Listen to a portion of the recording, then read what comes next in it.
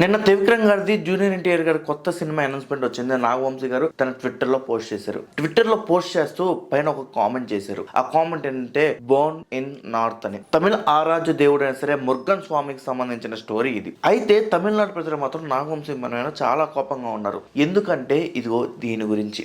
Born in north అంటే మురుగన్ స్వామి north లో పుట్టాడు. సో మరి మండిద్ది కదా, మేము పూజించే మురుగన్ స్వామి నార్త్ లో ఎలా పుడతాడు, అసలు ఆయనకి పుట్టుకుందా అని మాట్లాడుతున్నారు. సో ఇప్పుడు మనం దీన్ని డీకోడ్ చేద్దాం. సాధారణ మనుషుల్లాగా మురుగన్ స్వామికి పుట్టుకలేదు. సో ఇప్పుడు మనం ఒక చిన్న స్టోరీ తెలుసుకుందాం. పూర్వకాలంలో అసురులు దేవతల్ని ఏడిపిస్తున్నప్పుడు శివుడు ఇంకో కుమార్ని జన్మించాల్సి వచ్చింది. శివుడు మూడో కను నుంచి 6 అగ్నిజలాలు పుట్టాయి.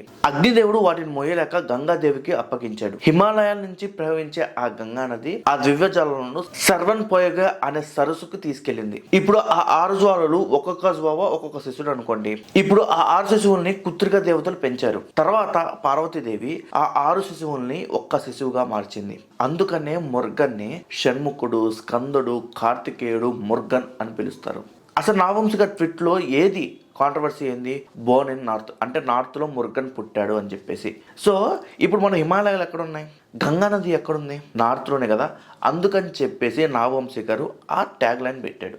తమిళనాడులో శివుడి గుళ్ళు ఎక్కువ, శివుడికి సంబంధించిన అవతార గుళ్ళు ఎక్కువ. సో ఆటోమేటిక్గా శివుడు కొడుకును కూడా పూజిస్తారు కదా, మరి మురుగన్ను కూడా ఆరాధిస్తారు కదా. కొంచెం మురుగన్ స్వామి ఎక్కువ కనెక్ట్ అయ్యారు వాళ్ళకి. అందుకని చెప్పి ఆరాధ్య దైవంగా కొలుస్తున్నారు తమిళలో. ఆయన ఎక్కడ పుడితే ఏంటి, ఈ భూమి మొత్తం ఆయనదే కదా. మా దేవుడు అని కొట్టుకుంటే మరీ దరిద్రంగా ఉంది. రేపు సౌత్ ఆఫ్రికా నుంచి మడగాస్కర్ విడిపోయి ఇండియా దగ్గరికి రావచ్చు. మడగాస్కర్ ఇండియన్ నైబర్ కంట్రీ అవ్వచ్చామో ఎవరికి తెలుసు. సో ఈ వీడియోపై మీ అభిప్రాయాన్ని కామెంట్ బాక్స్లో కామెంట్ చేయండి. మళ్ళీ కలుద్దాం వేరే వీడియోలో.